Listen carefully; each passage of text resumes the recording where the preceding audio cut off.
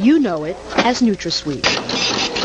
It's in just about everything. Soft drinks, iced tea, hot chocolate, tabletop sweetener, chewing gum, cereal, pudding, ice cream, cookies, even breath mints and children's vitamins. Odds are, aspartame is part of your diet. But should it be? It should be withdrawn from the market. Look at this. A summary of nearly 10,000 complaints filed with the Food and Drug Administration since 1980 by people just like Edith Johnson. I was horrified. I was panic-stricken. I was perspiring. I was scared to death on that night. Edith says she'll never forget it. Within a matter of moments, I went completely blind. I could not see anything. Edith was drinking a cup of low-calorie hot chocolate that night. Aspartame made it sweet. And Johnson says aspartame made her sick. All of a sudden, I couldn't see. My eyes went out of focus, and it was like my vision became quite blurred. And you think it's because of aspartame? I think it's very deliberately because of aspartame, yes. It was terrifying. Kate Randall thought she was going crazy. I started popping in my hands and twitching in my feet, my legs, my knees, my upper legs, and shoulders and arms and everywhere. Like millions of Americans, Kate Randall was a Diet Coke drinker. A big one. 9 Diet Cokes a day. For how long? 5 years. Every day. Every day. Kate developed a twitch in her eye. And then my chin, this part of my neck, and right up by my temples started to twitch. Kate Randall went to several doctors, but their tests were negative. The doctors told me that it was just a glitch in my system. My first reaction was, well, it's a glitch in my system that I'm not willing to live with. And what that meant was that I was going to do my own research. So Kate went online searching for answers. And she says what she found left her with a bitter taste for NutraSweet. I absolutely believe that it was the breakdown of my health for 2 years. Kate Randall isn't the only one who believes NutraSweet is dangerous. Dozens of web pages warn against the ill effects of aspartame. One of them is supported by this man, Dr. H.J. Roberts, a private physician and author of several articles and books on aspartame. Somebody has got to put this out and say, be careful. Roberts calls aspartame an ignored epidemic. The internist says he's treated patients who suffered severe side effects from America's favorite artificial sweetener. The bottom line is that I have over 1,300 in my own database that people have had terrible reactions to products containing aspartame. Dr. Olney, do you think that aspartame should be on the market today? No. Why not? Because it hasn't been demonstrated to be safe. Dr. John Olney is a researcher at Washington University in St. Louis. I fed aspartame to infant mice and found that it produced the same kind of brain damage that monosodium glutamate causes. Dr. Olney started studying the effects of aspartame in 1970. He says he was alarmed when the rodents developed brain tumors. It indicates that if there's an adverse effect, a serious adverse effect in the animals, and if that adverse effect is absolutely proven in the animal research, then it should not be approved for human use. Dr. Olney took his findings to the Food and Drug Administration as Cereal, the company that developed aspartame, pushed to get the new sweetener to market. The FDA looked at the research and in 1975 put aspartame's approval on hold. It set up an independent panel of doctors to study aspartame. In 1980, that public board of inquiry unanimously ruled aspartame should not go on the market. We had a major responsibility to evaluate. Dr. Vernon Young from MIT is the only surviving member of the board of inquiry. Our conclusion was that on the basis of the evidence presented at that time, we weren't able to assure ourselves of the safety of aspartame in that particular context, and that we advised the need for additional studies.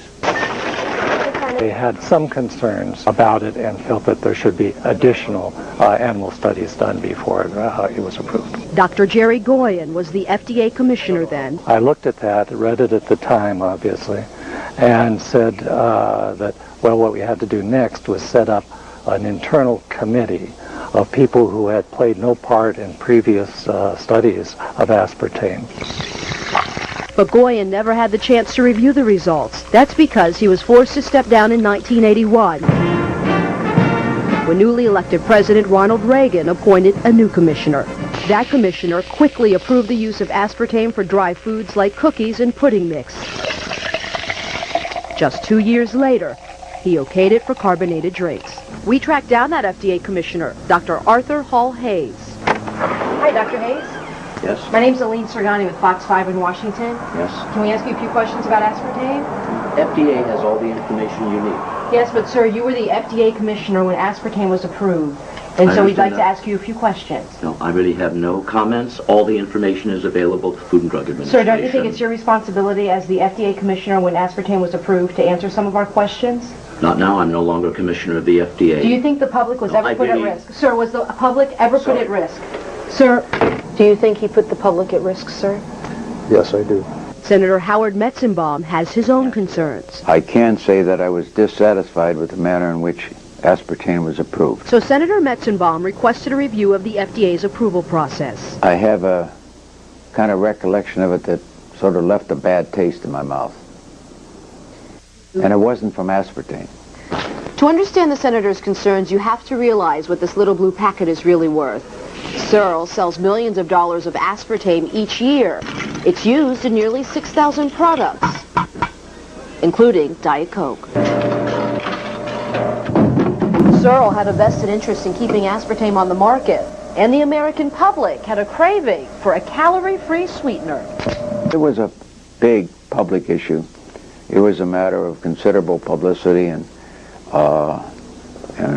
public attention. Between my first and second seizures, I asked my neurologist about aspartame and a possible link to seizures. The Senate's public hearings took place in 1987, but nothing came of Metzenbaum's worries. The committee decided not to request more studies and left aspartame on the market. I think that there were a lot of politics involved in its being approved. A lot of people share the senator's viewpoint, so Fox 5 obtained these campaign contribution records. They show that Searle made contributions to several senators involved in keeping aspartame on the market. Senator Howell Heflin received at least $5,000. Searle also contributed at least $3,000 to Senator Orrin Hatch. Senator Robert Byrd got $1,000, and Representative Henry Waxman also received a $1,000 contribution. And that's not all. We also learned that several federal officials were investigated for possible ties to Searle. I think the chairman of the FDA wound up in having some sort of economic relationship beneficial to himself with Searle Manufacturing, who at that time owned the rights to aspartame. The issue is really not an issue of science, it's an issue of politics. The Monsanto webpage links sites belonging to the American Diabetes Association and the Multiple Sclerosis Foundation.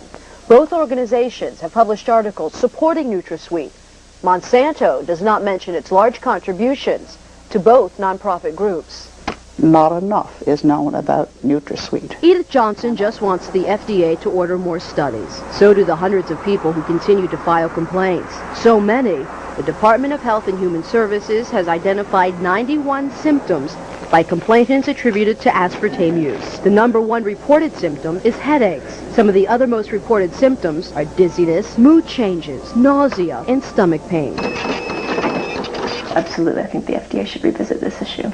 But for now, the FDA has no plans to revisit the issue. The agency wouldn't even designate someone to speak with us on camera. But FDA officials did recently speak with members of the Aspartame Consumer Safety Network. James Turner and Mary Stoddard say they've been trying for years to convince the FDA that aspartame should be taken off the market, but their most recent attempt failed. They barely acknowledge the possibility that some people may be harmed. Their basic position is that in everything they've looked at, all the data has come in and there's nothing, zero, that suggests to them that there's any problem.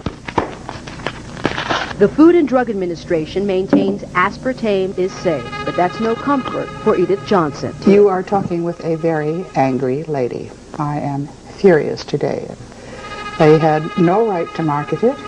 My message to people is drink water. You don't need aspartame in your life. It's everywhere. Try walking down one aisle in the grocery store without finding aspartame in something. Is it safe? Should it have ever been approved? That all depends on who you ask. What would you like to tell people about aspartame?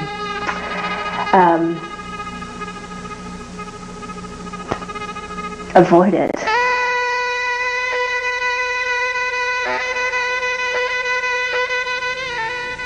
FDA representatives would not speak to us on camera, but they did send us this statement. In it, the agency stands behind its decision.